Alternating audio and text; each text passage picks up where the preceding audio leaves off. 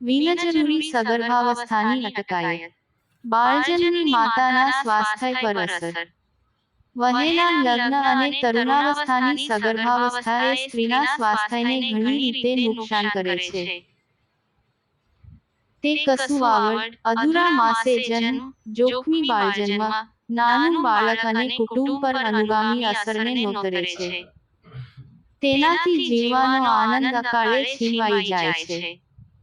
વહેલા લગ્નને કારણે છોકરીઓને શાળા છોડવાની ફરજ પડે છે. સમાજમાં જાગૃતિ લાવી આપણે બાળલગ્નને અટકાવી શકીએ. બાળલગ્ન વિરોધી કાયદા વિશે વાત કરો. આ પાઠમાં આપણે શીખીશું બાળજન્મ અને સ્ત્રીના આરોગ્યની સાંકળ, ગર્ભપાત કેવી રીતે નુકસાનકારક છે અને કેવી રીતે નિવારી શકાય. દંપતીઓને ગર્ભનિરોધકની વણપુરાયેલી માંગ હોય છે જે પૂરી થવી જોઈએ. દંપતીના બાળકોની સંખ્યાના વિકલ્પના નિર્ણયને માન આપવાની જરૂર છે. વારંવારની સગર્ભાવસ્થાને કારણે પાંડુ રોગ, ગર્ભાશયના મુખનું કેન્સર અને ગર્ભાશય બહાર આવે છે. ઉપરાઉપરી સુવાવડોને કારણે સ્ત્રી ખૂબ જ તાણ અનુભવે છે. તેણીનું આરોગ્ય બગડે છે. ગર્ભપાત ખૂબ જ સારી રીતે ટાળી શકાય સિવાય કે જ્યારે જરૂરી હોય. આપણે ગર્ભપાત વિશે અન્ય પુસ્તકમાં જાણીશું.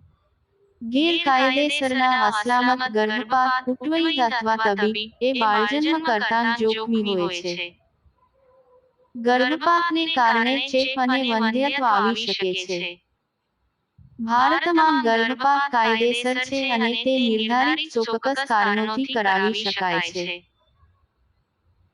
ગર્ભપાતની સેવાઓ માન્ય ગર્ભપાત કેન્દ્રો પર જીજિંદગીનું જોખમ અથવા સ્ત્રીના શારીરિક અને માનસિક સ્વાસ્થ્ય પર જોખમ, બળાત્કારના કારણે સગર્ભાવસ્થા અને જ્યારે બાળકને ખોડખાંપણ કે રોગનો જોખમ જેવા ચોક્કસ કારણોસર ઉપલબ્ધ છે. જો કે ગર્ભનું જાતિ પરીક્ષણ એ ગેરકાયદેસર છે અને સ્ત્રીભ્રૂણ દૂર કરવા માટે ગર્ભપાત થવો જોઈએ નહીં. વણપુરાયેલ ગર્ભનિરોધક માંગ. ઘણા દંપતીઓ વધારે બાળકો ઈચ્છતા નથી. તેઓ બાળક વચ્ચે ગાળો રાખવા પણ ઈચ્છે છે. તેઓ જુદા જુદા કારણોસર ગર્ભનિરોધકો વાપરતા નથી. તમે તેની ગર્ભનિરોધક માંગ મેળવવામાં મદદ કરી શકો. આયોજિત સગર્ભાવસ્થા અને જન્મો જીવનના આનંદમાં ઉમેરો કરી શકે. દંપતીઓ સલામત દિવસો અને અન્ય ગર્ભનિરોધક પદ્ધતિઓની મદદથી આયોજન કરી શકે. બે બાળકો વચ્ચે ગાળો માતા અને બાળકોને તંદુરસ્ત રાખે છે. ઉલટાવી શકાય તેવી ગર્ભનિરોધક પદ્ધતિઓ. આપણી પાસે બિનકાયમી, બંધ કરી શકાય અને કાયમી ગર્ભનિરોધક વ્યંધીકરણ પદ્ધતિઓ છે. આ પછીના પ્રકરણમાં આપણે પુરુષોના નિરોધ વિશે વાત કરીશું. બે બાળકો વચ્ચે ગાળો રાખવા પતિ દ્વારા નિરોધનો ઉપયોગ એ સૌથી સહેલો વિકલ્પ છે. નિરોધ એ રબરનું બલૂન છે જે આ કે અથવા પેટા કેન્દ્રના આરોગ્ય કર્મચારીઓ અથવા ગામની સામાન્ય દુકાનમાં ઉપલબ્ધ છે. તમારી પાસે પણ તમારી કીટમાં નિરોધ હશે. તે વીર્યમાં રહેલા બીજના પ્રવેશને અટકાવે છે. નિરોધ એ પુરુષ અને સ્ત્રીના જનન માર્ગના ચેપને પણ અટકાવે છે. દરેક સમાગમ વખતે નિરોધ તૂટી ન જાય તે માટે કાળજીપૂર્વક કાઢવું કરવું જોઈએ. જો યોગ્ય રીતે ઉપયોગ કરવામાં ન આવે તો આ પદ્ધતિ નિષ્ફળ જઈ શકે છે. આંગળી એ ગાળો રાખવાનું સાધન છે. તેને ગર્ભાશયમાં મૂકવામાં આવે છે. ડોક્ટર કે નર્સ તપાસ કર્યા પછી આંગળી ગર્ભાશયમાં મૂકે છે. આ પદ્ધતિ વધારે વિશ્વાસપાત્ર છે. આંગળી માટે સ્ત્રીની યોગ્ય પસંદગી જરૂરી છે. બે બાળકો વચ્ચે ગાળાનું નિયમન કરવા અન્ય બિનકાયમી ગર્ભનિરોધકો ઉપલબ્ધ છે. માંગ માટે લેવાની ગોળીઓ સ્ત્રીઓએ દરરોજ એક ગોળી 28 દિવસ માટે લેવાની હોય છે. ઇન્જેક્શનથી લઈ શકાય તેવા ગર્ભનિરોધકો પણ ખાનગી તબીબો પાસે ઉપલબ્ધ છે. આપણે આ પદ્ધતિઓ વિશે જલ્દી જાણીશું.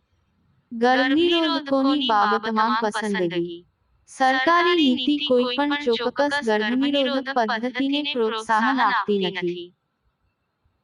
દરેક સ્ત્રી અને દંપતીને નિર્ણય કરવાનો છે ખાસ ગર્ભનિરોધક પદ્ધતિ વિશે જે પ્રજનન હેતુ અને પસંદગી આધારિત હોય અને ગર્ભનિરોધકોની માહિતીના પૃથ્થકરણ અને તેમની પોતાની પસંદગી અનુસાર હોય. આશા ની રૂએ તમારે ઉપલબ્ધ ગર્ભનિરોધક પદ્ધતિઓ વિશે દંપતીઓ સાથે સંપરામર્શ કરવો જોઈએ. તમે નર્સ બહેન અને ડોક્ટર પાસેથી ગર્ભનિરોધકો વિશે વધારે માહિતી મેળવી શકો છો. સગર્ભાવસ્થાને અટકાવવા અને ગાળો રાખવા ગર્ભનિરોધક પદ્ધતિઓ ઉપલબ્ધ છે. અનિચ્છિત જન્મ અટકાવવું એ દરેક સ્ત્રી અને દંપતીનો હક છે. આપણે પ્રયત્ન કરવો જોઈએ અને આ વણપુરાયેલ માંગ પૂરી કરવી જોઈએ. નિરોધ પુરુષો માટેનો વિકલ્પ. નિરોધના ઉપયોગો. નિરોધ વણજોઈતી સગર્ભાવસ્થા અને એચઆઈવી એઇડ્સનો સમાવેશ થાય તેવા જાતીય ચેપોની સામે રક્ષણ આપે છે. દરેક સમાગમ વખતે નવા નિરોધનો ઉપયોગ કરવો જોઈએ. નિરોધનો સાચો અને કાયમી ઉપયોગ કરવો જરૂરી છે. ગર્ભપાત એ કુટુંબ નિયોજનની સારી પદ્ધતિ છે. કુટુંબ નિયોજનની પદ્ધતિનો નિર્ણય નર્સ દીદી ડોક્ટર પર છોડવો. જેઓ નસબંધીનો સ્વીકાર કરે છે તેમને સરકારશ્રી તરફથી લાભ આપવામાં આવે છે.